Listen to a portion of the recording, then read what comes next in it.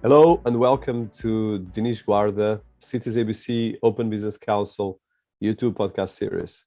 We are here once again with exciting stories and portraying some of the biggest achievers in the world and the people that are making our world a better cool place, but as well coming up with new solutions in different areas of the industries and normally in the areas that cross technology, society, and creative industries, and especially how we can actually use this technology, these tools to make the world a better place, but as well a more balanced place in all the middle of the chaos and disruption that we're going through. So we've been portraying right now, I think, close to 200 people worldwide. But one of the things that we always try to do here is to bring people to look at their stories, to their careers, and the most interesting things that they've been doing, and as well, normally the innovative and cutting edge solutions that they bring or their achievements. So today I welcome to our series, Adam Hollander. Welcome to our series, Adam. Thank you for having me. So I'll go through a small bio, and I urge everyone to look at his career because he's been doing a lot of cool stuff. But in a short, I think, so Adam is a serial entrepreneur, and he's been working and in a lot of big projects. But one of the top projects that he's been working before was FantasySalesTeam, a gamification platform which encourage employee motivation through interactive competition. And the company was acquired by Microsoft in 2015. And right now is actually part of Microsoft Dynamics CRM, which is, of course, one of the biggest CRMs in the world. And after spending 2 years with, of course, the big giant from Seattle, Adam created another, and as well initially with the medical education startup Online MedEd, which is quite interesting as well.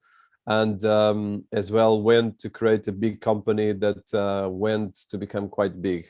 And today the purpose of the call is to talk about something quite different, but of course it touches all these new innovative areas.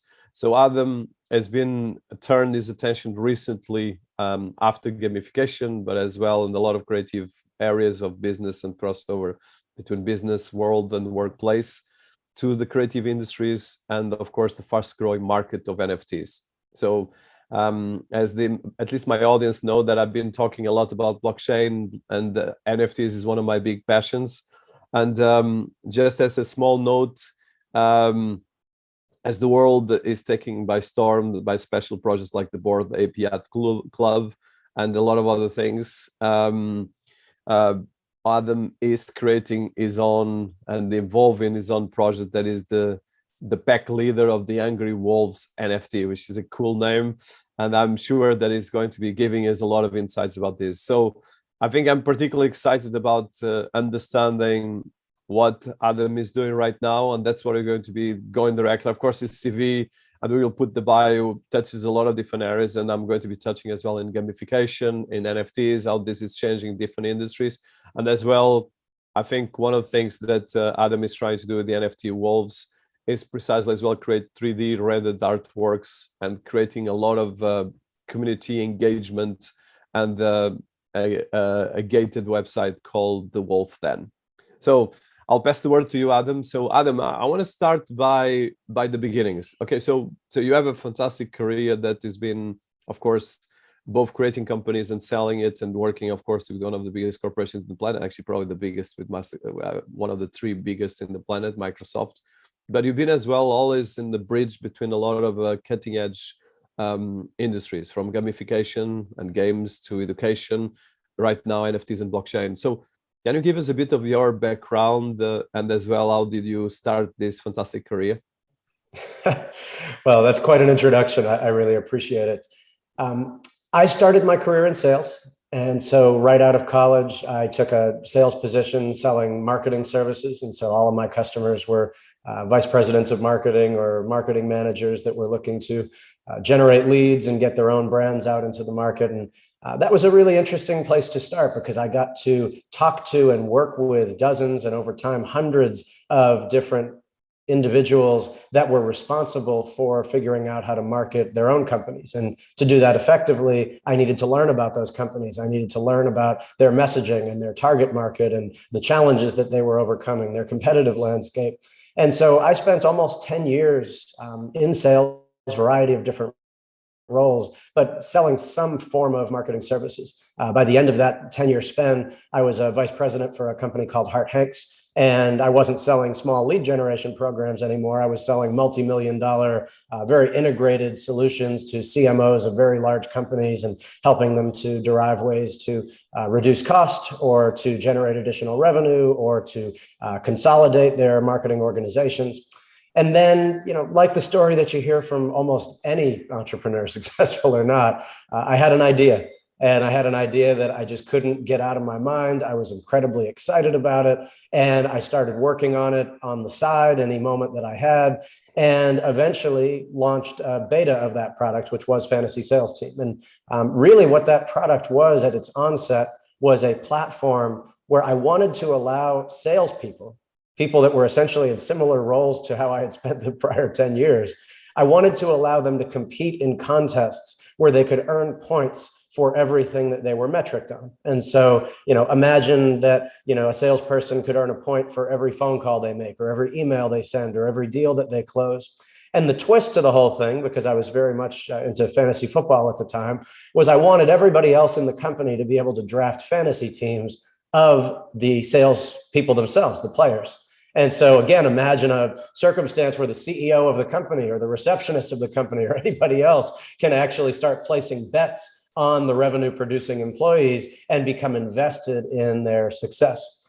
And so I realized that it actually wasn't that difficult to do this. I just needed a very basic piece of software. I hired a couple developers. I put some of my own money into it. And we built a very, very rudimentary version that didn't look very good, didn't have a lot of features and functionality, but it worked. It was essentially an MVP of that product. And we rolled it out with a very small handful of companies that were in my network where I knew the vice presidents of sales or the CEOs, and they were willing to kind of give it a shot. And within a month or two, the feedback was just tremendously positive. And that was the moment where I looked in the mirror and I said to myself, you don't read about those wildly successful entrepreneurs that build their businesses off to the side while they go and work at their day job. And so I made at the time, very difficult decision to leave a career that I had invested a lot into. I was making, by most people's standards, a lot of money at the time, to sit on my couch with a laptop, making nothing, to try to build up a company. And I actually didn't pay myself for a solid year and a half at that point. I was very fortunate to be in a position where I could afford to do that. And we ended up raising a couple $1 million in Austin, Texas from a number of VCs and angel investors. We ended up doing quite a bit of hiring.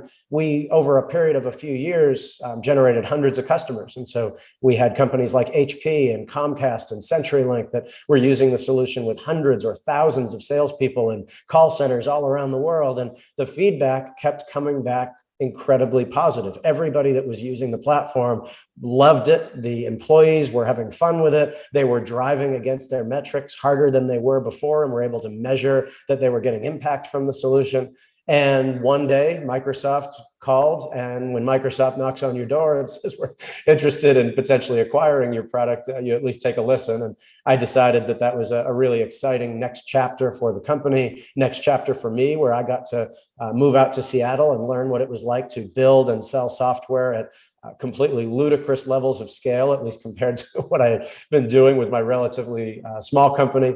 And I learned a lot through that experience and met a lot of amazing people. I learned a lot about what it was like to build software at, again, different levels of scale. But I also learned something about myself, which is that I am a scrappy, fast-paced entrepreneur that likes working on lots of different things all simultaneously. And that can be difficult in a company the size of Microsoft, where bureaucracy and a number of other factors come into play.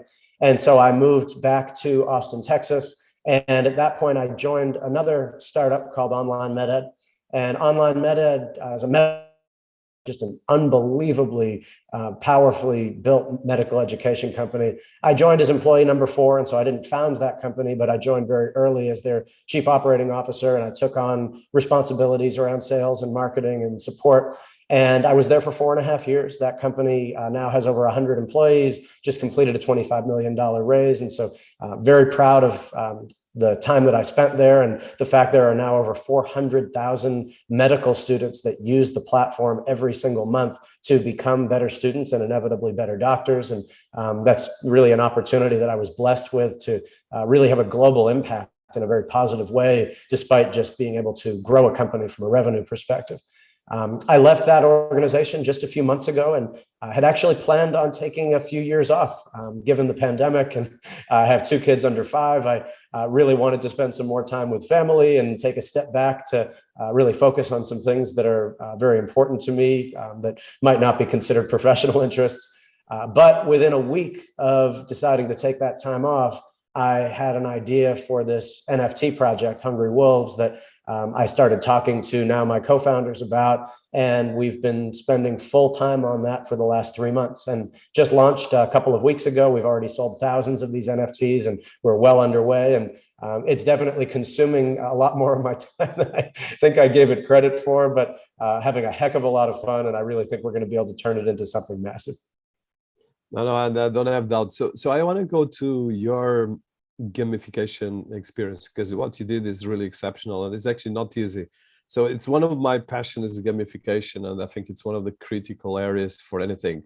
So can you tell us, how did you start playing with gamification and your experience on that? Because of course, one thing is gamification for games, the other thing is gamification for education or for industries and like big players and CRM systems, which is a much more complex thing. So I would like to touch, how do you see gamification, point 1, and point 2, how did you apply it to your corporate experience before you go to the NFTs, which is a bit more exciting. Yeah, of course. So when I started Fantasy Sales Team, gamification wasn't really a known term. I had never heard that term before. And so the reason that I built Fantasy Sales Team was because most sales organizations run contests. They try to find ways to motivate their reps, whether they're inside reps, outside reps, call center agents, to do more, make more phone calls, send more emails, close more deals, bring in more revenue. And primarily what ends up happening in the majority of those contests are that the top performers, the top 20%, are the ones that win over and over and over again. And it tends to demotivate the middle 50% and bottom 30% of the team, because they never feel like they have a chance. They can't win, they can't catch up. And so when I built my company, it was really to solve that problem. It wasn't to gamify sales. It was, how do we build contests that leverage software solutions and leaderboards and other mechanics so that we can truly keep everyone on the team motivated and engaged and drive performance forward as a whole. Now, as we were building that, as we were bringing on customers, I started seeing the term gamification more and more. And people started even contacting us saying, we're looking to gamify our sales team. And, I would kind of chuckle early on and say, well, I guess we could help you with that. But, at the end of the day, we're here to help you run better sales contests and, these motivational programs. And then I realized that the whole time we had been a gamification company, we just had never called ourselves that. And over subsequent years, I became somewhat of an expert in the field, and I started doing TV interviews and, talking to, Forbes and a variety of other magazines consistently about trends in gamification, because we were very, very early in that regard. We were essentially doing it before the world gave us credit for it. And Microsoft, of course, wanted to jump on that bandwagon and incorporate gamification into dynamic CRM. And that was a big purpose for the acquisition. So very serendipitous for us. I think that gamification as a market really made headway at the same time that we were building a solution, whether we were calling it that or not. Oh, really impressive. And I think really this area of gamification is going just to be bigger. I know that we have limited time, so I still want to touch one thing. So from your experience, especially from becoming a global expert in gamification, and of course leading a lot of areas on this, how was your experience working specifically in bringing gamification to big work sales backgrounds, and of course integrating afterwards with your sale to Microsoft CRM? I'm particularly interested in this because I think for people listening to us, I think my my experience is that although, of course, in this podcast, we talk about the most advanced trends in the planet, and a lot of, we actually have been having people from the CIA here, so you cannot go bigger than that. But one of the things I've been finding is really the struggling for people to think out of their boxes, especially when it comes to digital transformation. And of course, gamification is probably a concept that a lot of people don't understand. So could you tell us a bit the work you did, especially within Microsoft, and as well with integrating gamification to Microsoft Dynamics, because CRM Dynamics, which is one of the biggest CRM in the planet. So I think that is particularly interesting for people listening to us, probably not the startup guys because they cannot afford to use Microsoft, but big corporate guys, I'm sure they will know about this and how this is important for them. Yeah. Yeah, of course. So, look, gamification in the way that I define it is using game mechanics to motivate people in circumstances that might not otherwise be leveraging them. And so in a corporate environment, it comes down to how do you use it to motivate employees to engage against the metrics that they're supposed to be focused on within their job and what otherwise would enable them to be considered successful. And so what started off with my company as a very simple platform to run sales contests eventually morphed into how do we motivate any type of employee that is measured on any type of metric, and how do we keep them motivated? And that word motivation really is the key. I mentioned earlier that when we started the company, it was about how do you take 100% of the salespeople on a particular team and make sure that you continuously keep them motivated and make sure that they don't feel like they are falling behind or reach a point where they can no longer win and disengage. And in the beginning, we were working with relatively small companies, companies that had 15, 20, 30, 50 people that might be playing the game. Over time, we were approached by much, much larger corporations that had call centers with hundreds or thousands of employees. And we had to really take a step back and ask ourselves, how do you make this scale? How do you build a platform in a way that can actually motivate hundreds or thousands of people all at the same time without making it operationally challenging for the managers or for the people that are running the game to be able to facilitate it? How do you do so in a way where you can measure the results and make sure that it's having the impact that you need it to have? And so when Microsoft acquired my company and it became time to integrate everything that we had built into Dynamics, where they have very, very large customers that have tens of thousands of people that might be logging into the CRM every single day, how do you build this in a way where every department can start to leverage it and make sure that they're seeing the same benefits and the same value? And I don't think we have time today to go through all of the different mechanics and underlying solutions there, but really what it comes down to is giving people multiple ways to win. And so if they feel like they can fall behind in one area, that they can pick up in another, making sure that you give people ways to achieve against themselves, not just competitively against those around them, putting time bounds on these games so that you can consistently hit the reset button and make sure that you're in a position where if something does go awry and people start to disengage, that you're able to essentially flip a switch and start over and then learn from that and then make changes to the game design the next time that you do it.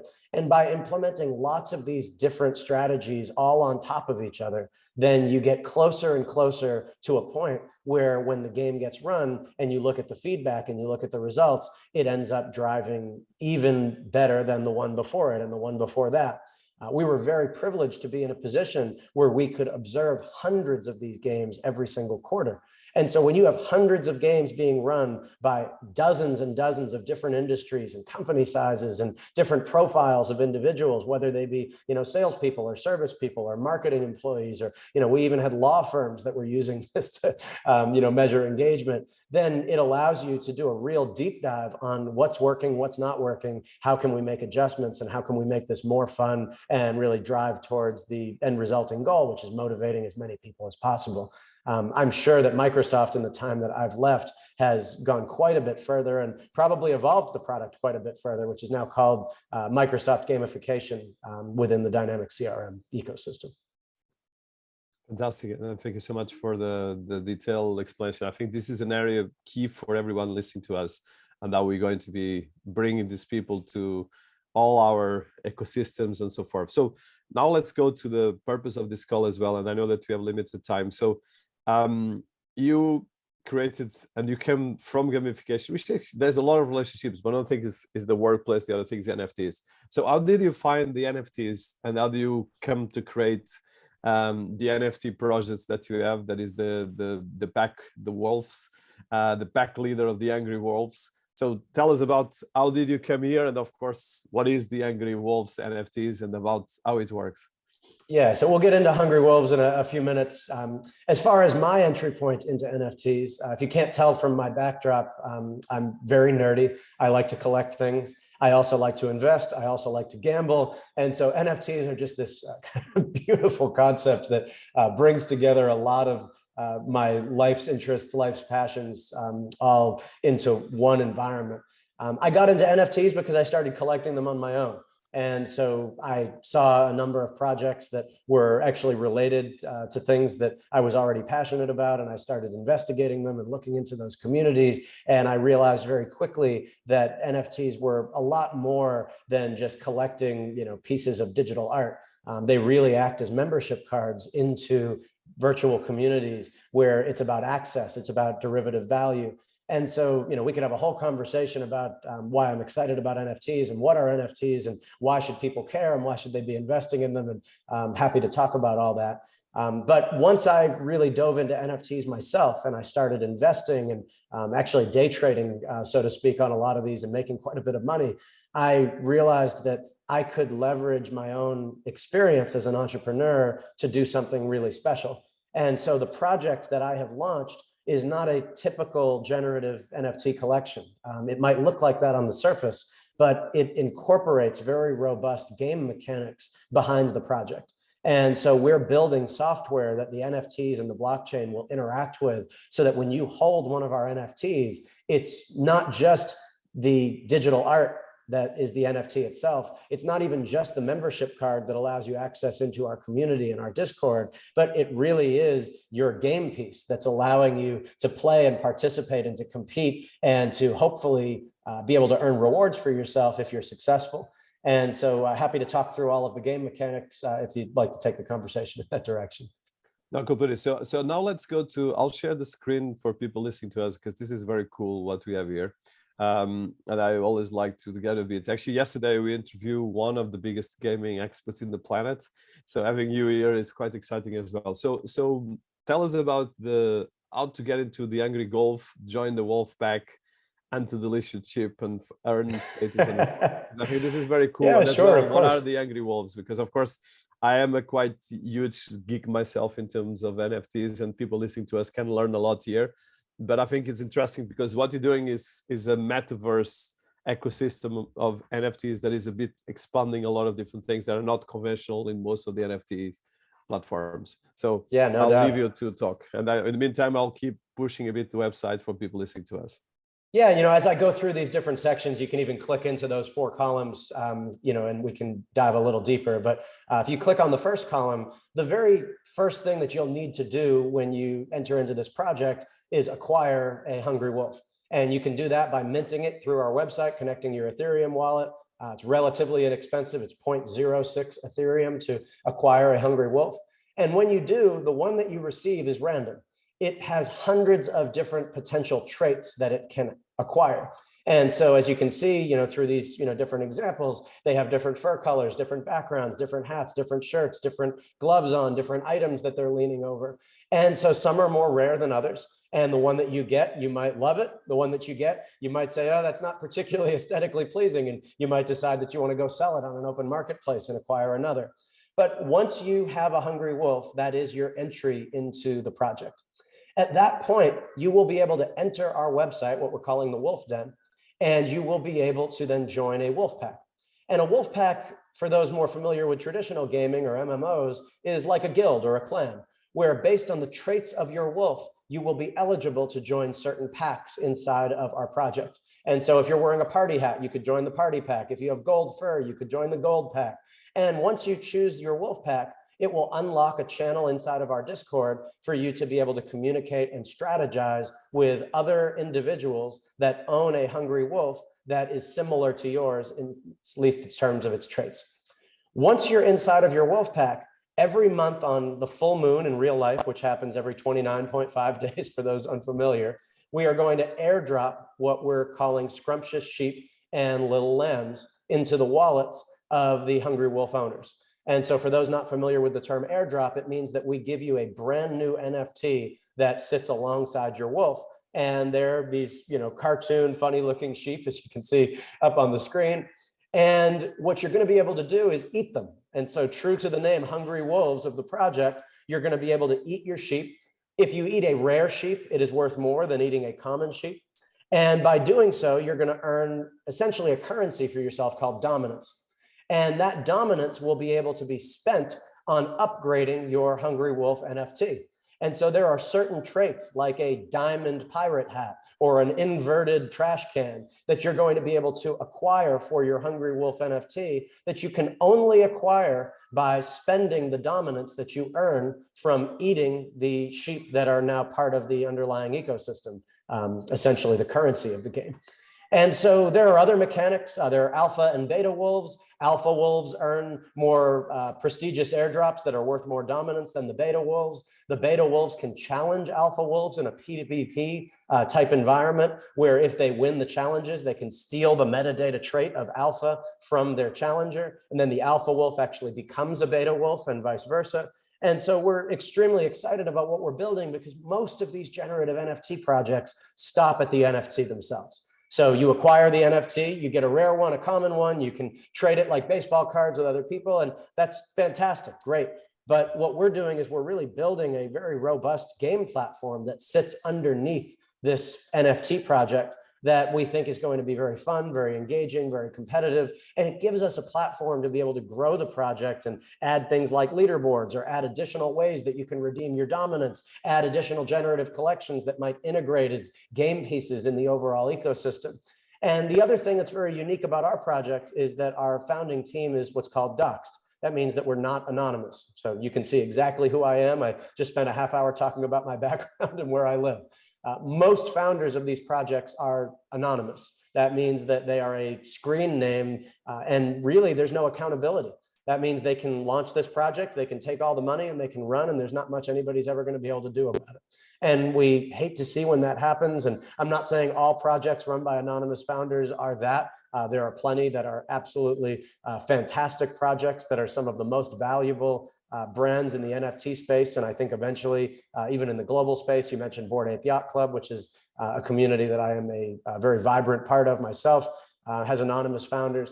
But we do think that it's a differentiator that our community knows who we are and knows that they can hold us accountable for the things that we say and promise we're going to do.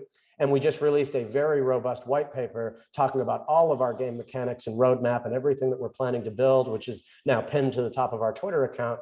And we're very proud to release that as a doxxed team where everybody knows that we are going to accomplish everything that we say we're going to.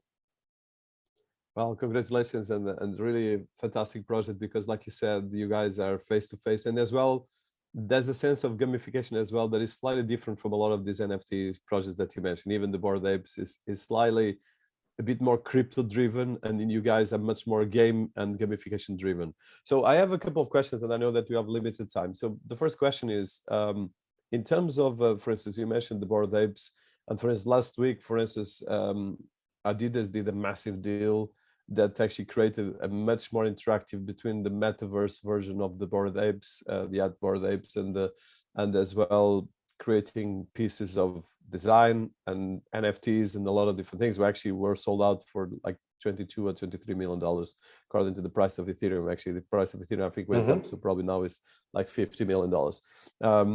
So my question is here for you is, how do you, giving all your experience right now in these areas, your goal is much more to create more gaming community. And of course, I didn't read the white paper. Still, I give a bit of a touch, but I'm sure that you explain some of these things there. But what's the vision for the project that is slightly different? And of course, bearing in mind your background, gamification and creating global communities. Yeah, so I participated in that Adidas Mint, so I know all about it. I own one of those NFTs myself now, Cool. And so it's extremely exciting. Look, we're entering into a phase of the internet, a phase of the world really, where people are starting to care just as much about the way they portray themselves digitally as the way that they do physically. And so it's inevitable. One day we will have a digital landscape, the metaverse, where people can play and interact and learn and conduct commerce. And that's going to be a world where billions of people participate. Now, putting that into context, OpenSea, which is the major site that people use to buy, sell, and trade NFTs today on Ethereum, has about 400,000 monthly active users. It's not very much in the grand scheme of things. Coinbase is about to launch its NFT marketplace in just a few months. They have 68 million monthly active users. Big step in the right direction from 400,000, but still very, very shy of billions of people that are on Twitter and Instagram and using NFTs now, or at least many of them are starting to represent their digital self. And so NFTs are going to be a very, very important building block as we continue to take steps forward towards this digital landscape and an inevitable metaverse where we're all playing and interacting together in a digital world. Now, as far as NFT projects go, people are starting to look at them from a variety of perspectives in their expectations. And so 6 months ago, you could launch an NFT project, you could take some cartoon animal, you could create some, pretty crappy art, you could launch 10,000 of them and people would buy them just because they existed and they were there. And that was the entire purpose of the project. It was to, sort of interact on the blockchain and buy these, digital collectible assets. Now, people are starting to expect a lot more from these projects. And so they expect derivative value, whether that is game mechanics or whether that's ways to use your NFT to gain access. The Adidas launch that you just mentioned, you could only participate in it on day one if you owned a set of very exclusive NFTs, Bored Ape Yacht Club being one of them. And a Bored Ape today, if you want to own a Bored Ape Yacht Club NFT, you're investing at least $200,000. That's not an insignificant investment for virtually anyone. But there's a very exclusive community of people that are now purchasing those. So Snoop Dogg just tweeted yesterday that he bought a Bored Ape and actually a full set of mutants to go alongside it. And so you've got folks like Jimmy Fallon and Steph Curry and Tom Brady that are now part of this very exclusive club. And you might ask yourself, well, why would somebody ever spend hundreds of thousands of dollars on one of these NFTs or on a picture of a cartoon monkey at that? But eventually, when we have a metaverse of billions of people, there are only ever going to be 10,000 Bored Apes. And so if you're walking around the metaverse and your avatar is a Bored Ape, and you're in this exclusive community alongside Snoop Dogg and Tom Brady and Jimmy Fallon and other celebrities, then that holds a lot of cachet, very similar to how you might, buy a Rolex watch or a nice car out in the real world. You're going to be able to digitally flex your status by having your Bored Ape. And that's something that you could imagine when there's only 10,000 of these things, how it could end up worth millions of dollars one day when you're in a position where there are billions of people participating and only 10,000 of them that are available. No, completely. And I think this is a very, very powerful thing as the metaverse becomes mainstream. And I see the metaverse not only just the virtual kind of matrix environment, but much more about the interaction between physical and virtual. So in terms of your community, and I think as probably one of the last questions, how do you intend to create the ethos of your community? Because you mentioned, of course, the Bored Apes, and you are actually using a HUD of that as we speak. But how do you want to lead? I would say more like because one of the things in any community is getting people together, is really creating the sense of, let's say gamification, you can use it to learn, but the community is slightly different. You are really creating a system of keeping people and bring, like you said, the Bored Apes is like a status right now. And of course you might like it or not, but people want to be part of that status, like being part of a premium club or some kind of a yacht club. That's why it's the yacht club. So so I think it's in your case, and as well in terms of your vision, because of course you have a lot of different expertises, and as well being an expert both in gamification and in sales and in technology and the geek, you have slightly different, I'm sure, goals that you want to bring here. So let's say for people listening to us, why should I get to the Angry Wolves pack? I appreciate you asking the question. So if you talk to almost anybody in the NFT space right now, and you ask them, what is the most important thing in any project? What is the one thing that drives it to be successful? They're all going to resoundingly scream community. It's all about community. It's all about the holders of the project. And I agree with that statement. But when you go into the Discord of most of these projects, the one thing that they have in common is that they all have made an investment into this thing, and they're all hoping that their thing they bought is going to be worth more money than when they bought it. And so they're all working together to try to push the project forward. And, I don't want to go as far as saying that a lot of these projects are Ponzi schemes. They're not, but there are similarities that you can draw. And so if a project is not driving legitimate value for its holders, then it really is purely speculative. That means that you're buying in and you're hoping that the thing you bought one day will be worth more money because people will want it. Now, what I really believe is important for a lot of these NFT projects is to build a roadmap and drive legitimate value, give people reasons why they would hold the NFT beyond just the fact that it might be worth more money one day than when you buy into it originally. And I do agree, by the way, with the statement that community is essential. But one of the reasons that we have wolf packs that are part of our project is that, I've been playing MMOs for a very long time. It's very difficult when you're in an MMO and you have thousands, tens of thousands, millions of people that are walking around you. You're not part of a community with all of those people. You're just all playing the same game. The people that are in your community are your guildmates, the people that are actually in your guild or your clan, and you're logging in every day. And by the way, you're doing things alongside them and getting to know them. And that's a really important pillar of our project, is that we are splitting the 6,000 NFTs that are part of the overarching collection into these packs where there will be a few hundred people that participate in each.